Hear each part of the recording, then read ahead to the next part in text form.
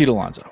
Oh, God. Pete. Pete Alonso has officially signed with the Baltimore Orioles for $155 million over the next 5 years. Shocker. Stunner. I would have bet the house that if he wasn't coming to Boston, that he'd be going back to New York. First off, I want to stay here. This sucks alone. Forget the Red Sox's interest in Pete Alonso. He's now in the AL East. Pete Alonso is now in the AL East. Just take that in.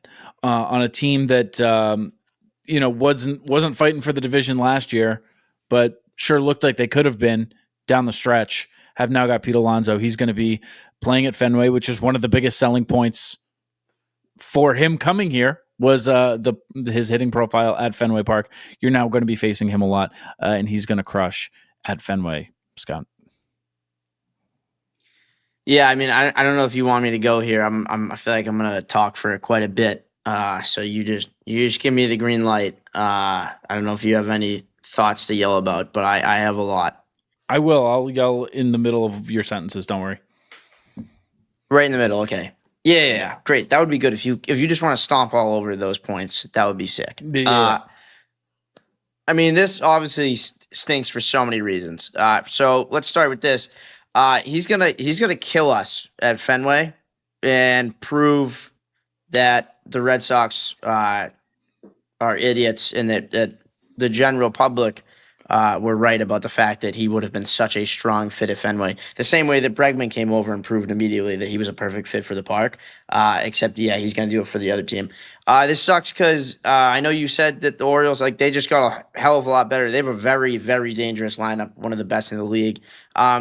But he's still wasting his career because that organization I don't think is very strong. Their rotation right now is Trevor Rogers, Kyle Bradish, Dean Creamer, Tyler Wells, and Cade Povich. So I'm not, that's just a waste. That's just a waste of a really good bat. And if, who would have thought that if he's joining the AL East, it wasn't going to be with us. The third thing I have here is who the hell is going to hit right-handed home runs? Now, right-handed home runs don't matter. It doesn't matter left or right, but you need a right-handed bat that can hit home runs. So there's nobody left besides people that I'm not thrilled about. And then the second thing I'm going to dovetail into here, Craig really had a real conference here. He had a media day, didn't he? He said, he was asked about Alonso. He said they didn't line up right. And then they asked him what he was looking for. We're looking for one guy or two guys or whatever. And he said it could be one or two guys as long as they fit this criteria. Middle of the order bat. Okay. I would have considered that a fit. Can drive in runs with runners in scoring position. So Pete, he had 126 RBIs, 1,035 OPS, and a 22.8% K rate that comes up in a second. So it seems like a fit there. The third thing he said is cutting down on whiffs. This is where he really got Pete because Pete was in the 40th percentile for whiff and strikeout. So he was 10% below average. So now I'm starting to get it. And then they asked, are you looking for a first baseman? He said, yeah. And then one of the reporters was like, hey, I have the perfect guy for you. And he just signed. I did yesterday. In the division. Yeah, yesterday. Oh, my God, dude. If you brought this up yesterday, Craig, I had the perfect guy in mind for you. Because. Also, just money. Yeah. I'm going to throw that as a bonus. He didn't say this, but it's like you could. Now all the people you're going to have to either trade for or Schwarber costs money in a qualifying offer. Marte is going to cost a load of prospects. He's not super cheap. Polanco is just going to be money. Who gives it? He stinks. But the options you're going to have to pay now, he was just money. Now you have to go out and get some guy. The Red Sox had been the front runner for Alonso for I don't know how long, but he'd been tied to them at the very least all offseason. But it really seemed like they were the top of everyone's list leading up to the winter meetings. Bob Yeah. Nightingale. I convinced myself. Bob Nightingale between predicted episodes. he was coming here. Bob Nightingale, the guy I just said last episode, he never gets anything wrong. Bob Nightingale said he was coming here, so I was like, oh yeah, it's in the bag. Tim Healy of the Boston Globe, who new beat guy, came on last year. If you guys are not in on Tim Healy, get in. He's very good. He's very, very good. He reported, quote, the Red Sox's offer to Pete Alonso was for fewer years and significantly less money, sources said. End quote. And then later in the day, he reported, quote, Red Sox were weary of Pete Alonso in part because of his age, end quote. A reminder that number was 5 years, 155. So they were significantly off on both of those. Now, here's the thing. I would imagine that if you're going to say they're off on both of them, that you're talking about AAV, because like obviously the total money is going to be different if you're off by years. You know what I mean? It's not It like was they gave years in AAV.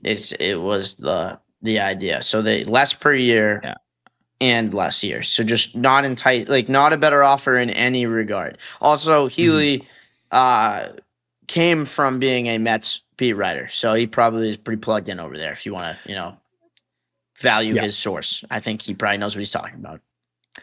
I just don't. I don't understand this really at all, because I mean, Pete Alonso's 31 years old. That when you get a free agent, they're 29, they're 30, they're 31. Every once in a while, they're 28, and once in a lifetime, they're 25. That's from Japan. That's the only options. He plays a position that you need to fill. He's the power bat that your team lacks. He's willing to move to DH, which you're going to need him to do if you want to put Cassis back out there at some point, which I would imagine they do want to do. The offer that beat you was 5 years, 155. Like, it's not an insignificant amount of money, but that's the kind of number that you hear as a prediction for Alonso early in the offseason. And then there's a battle down the stretch, usually right around now, that ends in a much higher number. And it's like, well, yeah, we were all predicting 5,155 and it ended at 7,190. And it's like to not even go to war with it. Like, that's a number that makes you fully withdraw. Like, you can't match. You can't, because there was all sorts of reports that Pete wanted to go to Boston and that he was interested in Boston. So if you're Pete Alonso, and if it was 5,150, it's done. But at the very least, like, the way this shit works is that Boris would call Pete and be like, hey, Baltimore's up. We got the number we were looking for. We got 5,155. How do you feel about it? And Pete more than likely goes, will Boston match that? Yeah. Like, that's because that's where I've been wanting to go. So let's see if Boston matches it. Didn't even say, they didn't say, well, we're not going to do 5,155, but we can do, 5,140. And then you negotiate and whatever. Like, I know this guy wants to come here.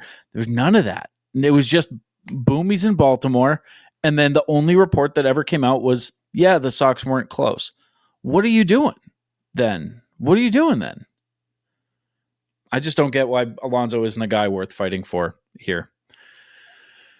Pissing me off. Insanely perfect fit. Yeah, it's the same thing as like when people like Craig likes Sonny Gray because a lot of the balls go out to right center, and that fits perfectly with the park.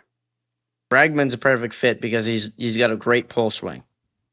Yeah, Pete Alonso was like everything that they needed. They needed a right-handed bat that could hit a ton of home runs, that fit the park, that could DH and play first base.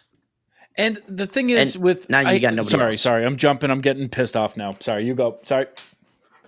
No, I mean, you can go. I was just gonna say they don't have. I was just saying they don't have anyone like that. Was it? Those were the two. The Schwarber and Alonso were the two bats that fit, and Schwarber didn't even really fit. Not to do this forever, because like we can easily do this forever, and I'm annoyed at myself that I'm even about to bring it up, but I'm going to, and you know exactly what I'm about to say. You freed up $311 million off of your payroll. Sorry, it was a little bit less. I think it was actually like 290 something or what? 288. 288. You freed up $288 million of revenue or of payroll. You're going to put that back into the team, right? Like at some point, right? Like you're going to put that back into the team, right? Like on an acquisition. Like you can point to like, oh, they extended Crochet. Crochet was here. I'm like, I know that that's not how it works, but you spend the money to make your team better, not just to maintain the good for longer. Like both of those things are important, but if you're going to lose a player and save the money, you have to reinvest it at some point. Like we can't be afraid of spending 150. We can't. If it was, if this timeline that we're in was a little bit different and you traded Devers and in the following offseason was the Soto sweepstakes and, he gets the deal that he gets. I almost just said it started with a 4. It started with a 6. 7. Started with a 7. Yep. Right? Soto, 765? Yeah. Holy shit, that's such a stupid number. But if that comes along, Soto sweepstakes come along and they give a guy $750 million, I understand being like, move to a number we weren't comfortable with. Sure. Yep. It's going to happen. Sure. $155 million for a guy who checks every box that you need. And we're not talking about I'm not saying like a face of the franchise kind of guy, but like a star. Oh, absolutely. A guy you can put into the All-Star game right now. And it's just a matter of how much of an all-star is he.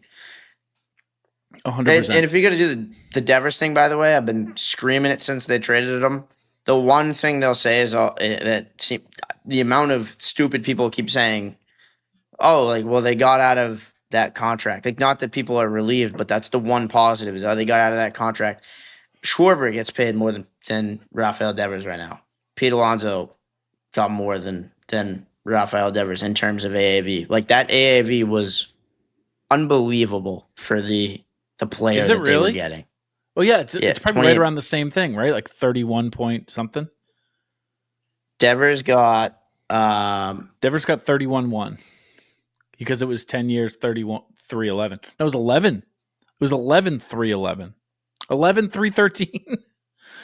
It was right there. That was a big thing. It was because there was like a year that was included. Yeah, I'm pretty sure he got $28 million a year, but I could be wrong. He got 331 over 11. 331 over so 30.09. So I apologize. Kyle Schwarber's making 0.09 less, and Alonso's making more. Silly. So that's where we're headed. Where 32-year-old Kyle Schwarber's right there with prime Rafael Devers.